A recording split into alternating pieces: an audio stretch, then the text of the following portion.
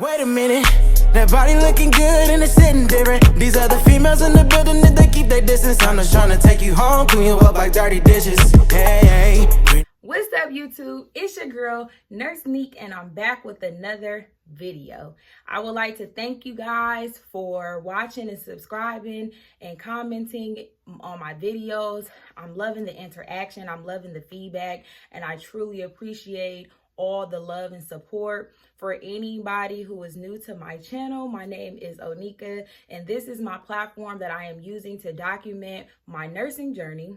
Yes, I'm currently a nursing student, my motherhood, being a single mother, and overall my lifestyle being Neek. So I would like to thank you guys for tuning in, and let's get into this video. Today we are discussing finances, the financial aspect of being a college student. I know this is a very hard topic for many people because it's hard to kind of get ahead in life without putting yourself behind, I should say. And right now we're in the middle of a pandemic, and it's financially hard on a lot of people. You know, a lot of people are facing financial hardship, and of course it's like, how can I go to school? You know, how can I go to school and better myself, and I'm barely paying for this or paying for that? You're not alone.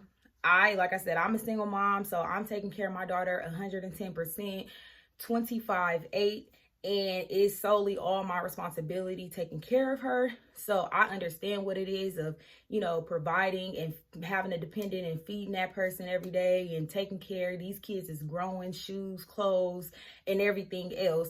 Also, just being able to provide a roof over your head, having car notes, having bills. I mean, life is not cheap. It's not, and I don't ever discredit that. And for anyone that is going through that situation, like myself, because, you know, I'm not perfect, and if I had $1 million, I wouldn't be here right now. So this is the motivation I'm going to give you guys to get you guys in the mood of understanding that you don't have to have money necessarily to get into school or to get your career started, and that there is enough resources out to take advantage of that can really help you to get you through the goals that you want to get into your career. So needless to say, let's jump right into it. As I mentioned before, I am currently in private school, and private school does cost way more money than public. And it was one of those things because it's accelerated, so it's faster. And I've always looked at this school, and I've always wanted to, I'm like, dang, I could do that. Like, you know, I could be done in 13 months. But when you see the cost of everything, you like, really? Like, how can I don't have this kind of money sitting around to be able to, you know, provide so I could be able to finish school. And don't be that person, because that's how I was. And you would never know until you reach out and you get the support that you need. At each and every school, there should be a financial aid department. So with my school currently, upon my admissions, you do have to sit down with a financial advisor. And they are very, very supportive and giving you all the knowledge that you need to know to be able to financially get yourself through school, and helping you get any money, every money, however we can get it, we're going to get it. I am currently in an LVN program, bridge to BSN. LVN program itself is currently, as of 2020, $35,476. That's a whole lot of money. I mean, if you think about it, it's really not, but I mean, that's just not something that I had laying around like, oh yeah, I got $35,000 to go to school. No.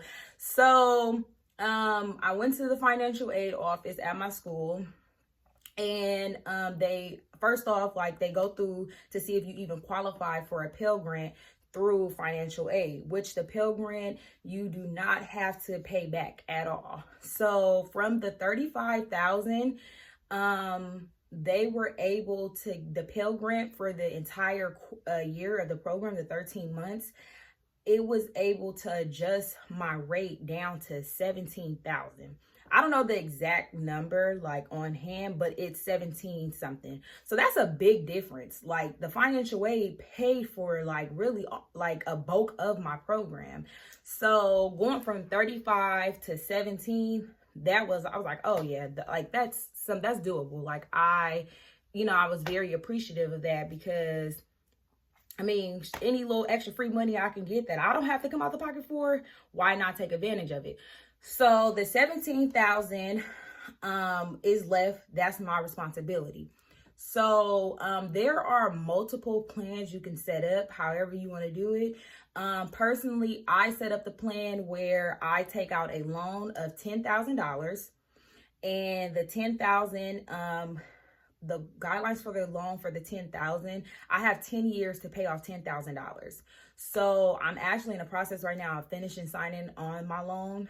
The monthly rate once I graduate, so you don't pay immediately that 10,000 back right when you graduate. You have a grace period of 6 months because they understand like you have to get a job and get into the job, so you can basically know like your financial, where your finances will be once you graduate. So the 10,000, so my monthly note once I graduate is only going to be like $136. It was like $136 and I think like 52 cents or whatever. And that's very doable for a 10-year range to only have to pay $136. That's not bad at all once I graduate, because the whole point is to go to school to continue to level up, because each level you make, the more money you have. The more access you have to more money. So I'm going to be able to, I can afford that now. So I can only imagine like I'll be able to afford that times 2 or 3 once I do get my LVN. So the remaining balance of the 10,000 is the 7,000. Now that's my responsibility that I agreed to pay a monthly note by the day of graduation. So once you start off on a loan, that 10,000 is given directly to the school. So they have the 10,000 for me, but it's the 7,000 that's left. So I put myself on a payment plan of, I want to say like $545 a month, but I will pay bi-weekly as I get paid because I'm still currently working full time. So I will basically be giving up $250 bi-weekly towards that $540 a month. And once you get to the end, which our graduation is next October, long as the 7,000 is paid for, then that is the full 17,000 that was left, because that difference between the 17 to the 35 was paid already by the Pell Grant. So long as I get my 7,000 in, then the full tuition will be paid to the school by the day of my graduation. The 10,000 will be my left responsibility to pay back my loan once I graduate. So, overall, they really worked it out for me, because like in a way where I don't have to feel so committed, like, oh my gosh, like I got to just come up with money out of nowhere. And really all it is just budgeting and learning and sacrifice, really budgeting and sacrifice. Cause I'm like, I spend a lot and I spend on unnecessary things, and I know I do, but being in nursing school anyway, I don't have time to go to the nail shop. I'm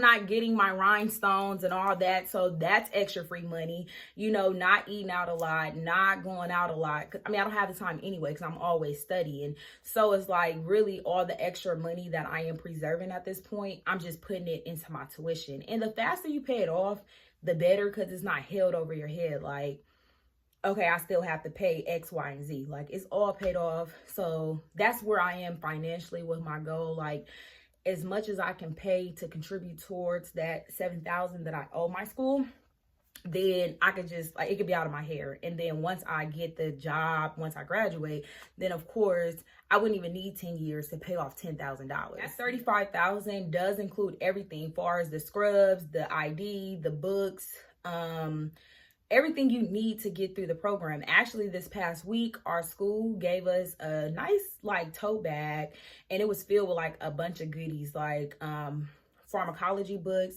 with all the medications, that includes the generic and brand names and the dosages. I guess we have to learn the entire book, but it's no way to memorize all that. But we have to just start getting familiarized with the type of medications, because starting next semester we will be going out to clinical and be doing med passes. So But it included, the bag also included like a stethoscope, the blood pressure kit, a kit to do the Foley catheters.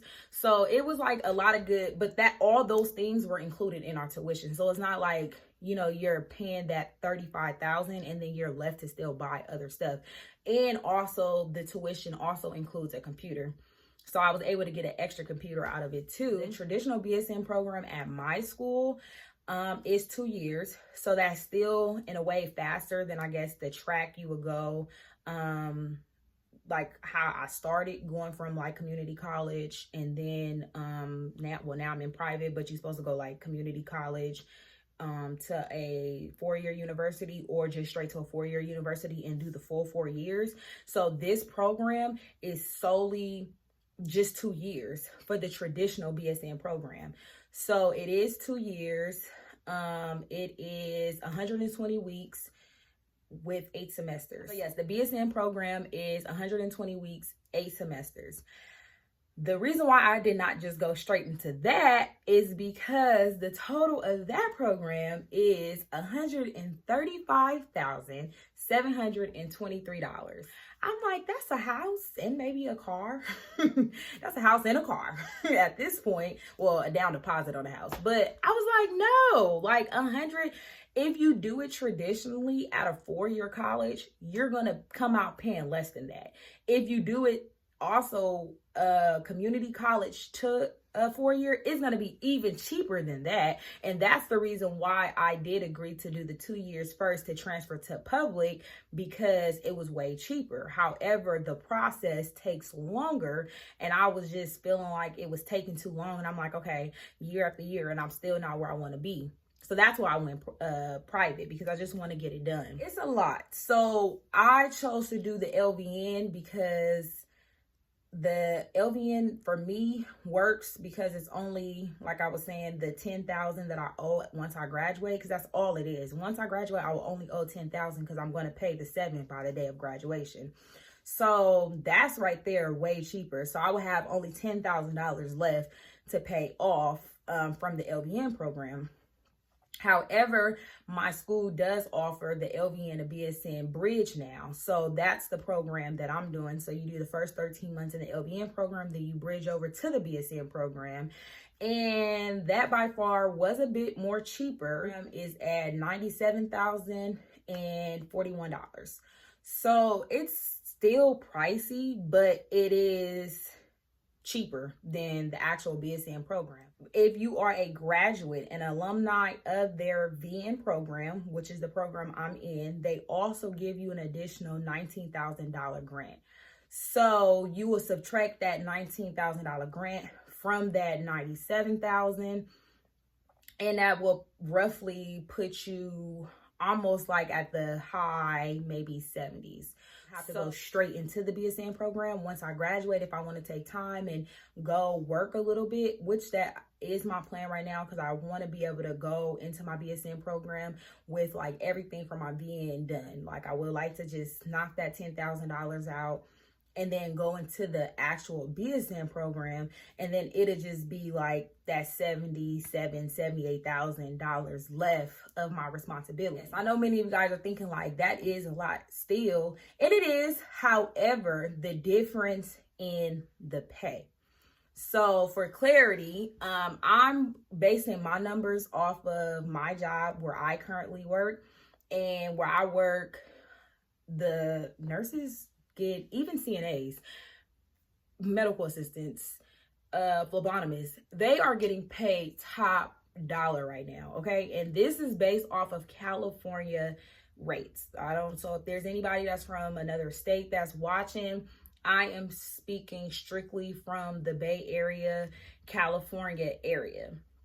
So at my job currently, the LVNs as new grads starting is at the $35 an hour range. So where the starting rate for CNA, the starting rate for CNAs is at 25 right now. So I'm not at the starting rate because I've already been at my job for a year, so I'm past that mark, but I started off at that $25 an hour range. So from where I started at in the very beginning at 25 to now, it will be 2 years, because when I graduate next year, I'll be 2 years in my job. That's a $10 difference. That's a lot of money. That's a $10 difference in income. So that right there is a lot. But don't get so caught up in, oh, that's a lot of money, because it's more money to be made. And I'm always going to aim for the top. So the RN, so regular RNs that does not have a bachelor's, that just have an associate's degree, they are currently at starting $63 an hour. Now that is an even bigger jump. That's going from $35 to $60. That's like, yeah, that's triple. Like, that's a whole buku of money. Like, it's progress. However, if you have the BSN, they are starting off in an $80 range an hour.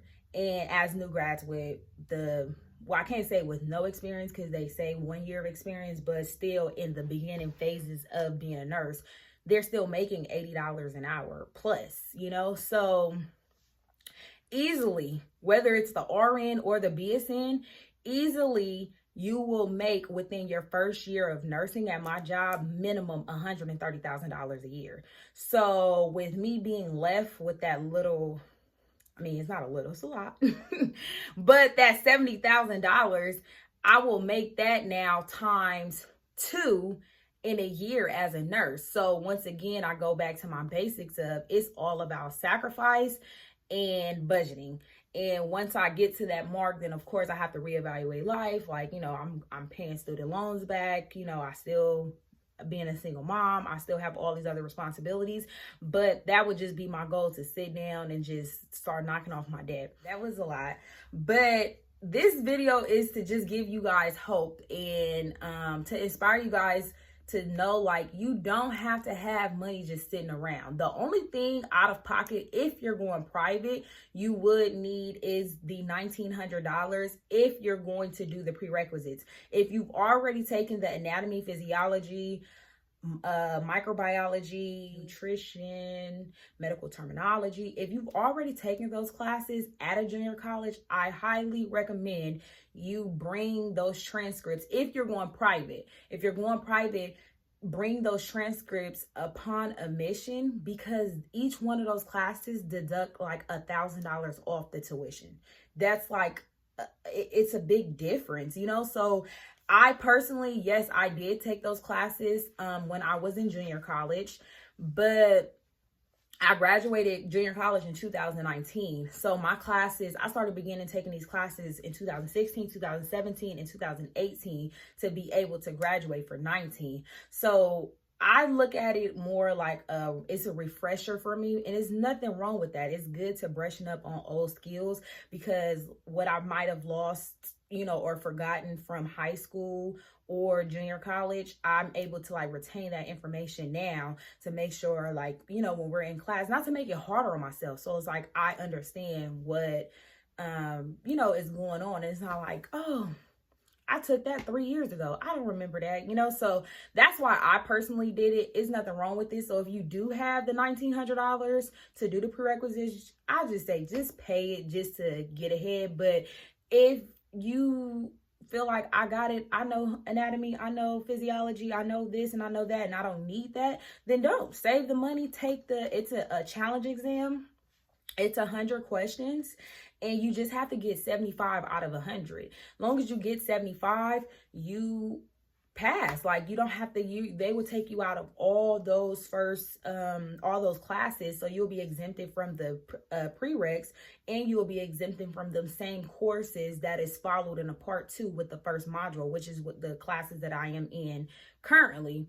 So there are students that's in my program that doesn't have to take the anatomy and physiology, that's not taking nutrition. They literally are taking one class, and that's the nursing fundamentals in the metrology.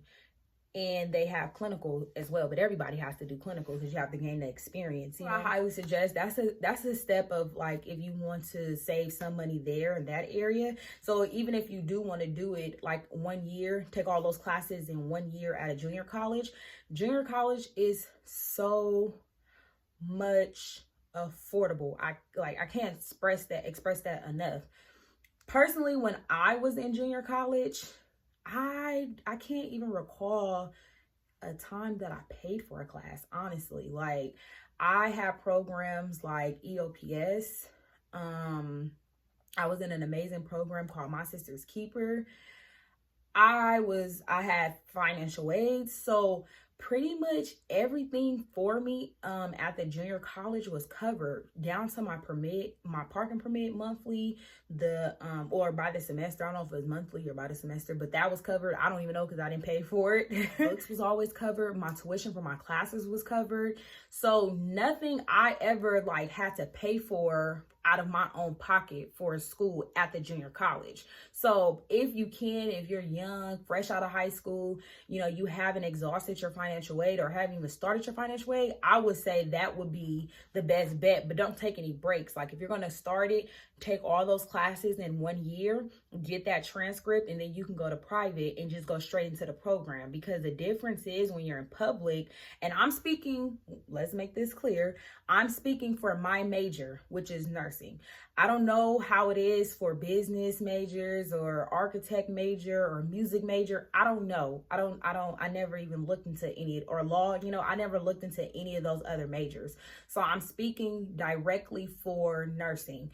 That would be just like, had I known that, I would have took all those classes when I had those classes at, in junior college, took the transcript from those classes and just brought it straight to the community college while the information was still fresh in my head, took the challenge exam, and I promise you, I would have probably been graduating right now with my BSN instead of being where I'm at. But not to knock myself, because I'm still in a good place, especially at my age.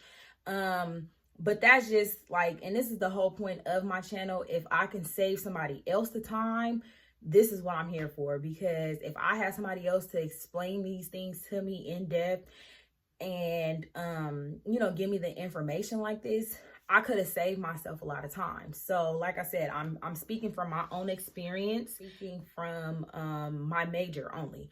So I don't know, like I said, it might be different. And also it might be different in another state, because I know that the requirements down south for nursing is way less than California. California has the hardest requirements for nurses, because that's originally why when I graduated high school, I wanted to go to Atlanta, Georgia. And my dream school always was to attend Spelman.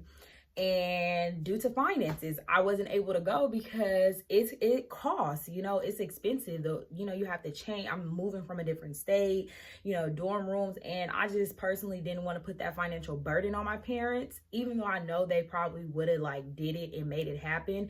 But I was like, no, I can just still reach that goal, but just do it on my own way here in California and figure it out. So pretty much like a summary about the financial aspects right now.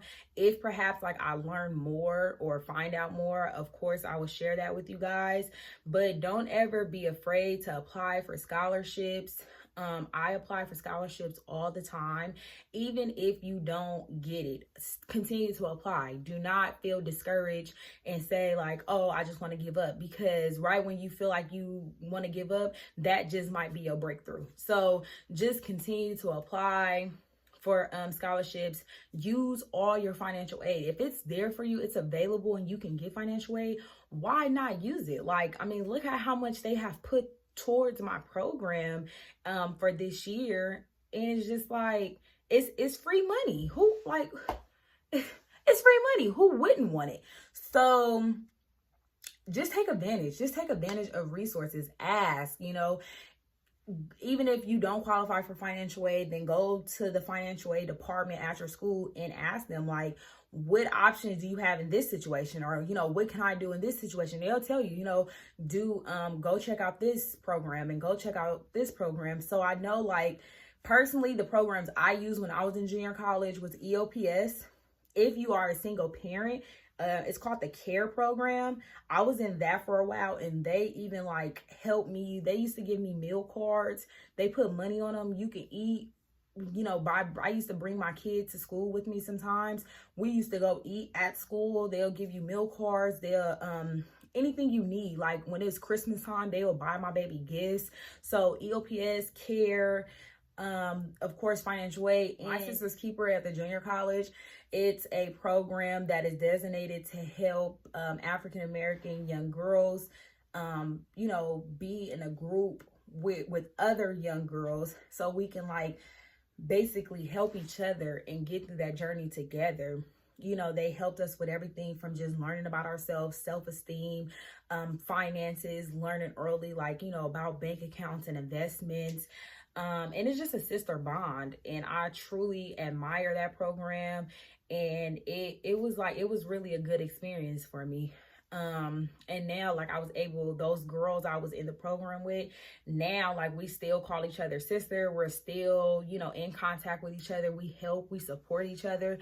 So get involved in any way that you can when you're in college. You know, you never know, even if you feel like, oh, how is this going to better me? But you never know who you might need a letter of recommendation from one day. You know, you might need somebody to speak upon your behalf, in which I've had people from these same programs speak up for me, write letters for me, and it helps, you know, to be able to have that diversity of a background and being involved and having a commitment to all these different things and succeeding, you know. So that's pretty much my take so far about the finances. Don't ever let your current situation determine your future.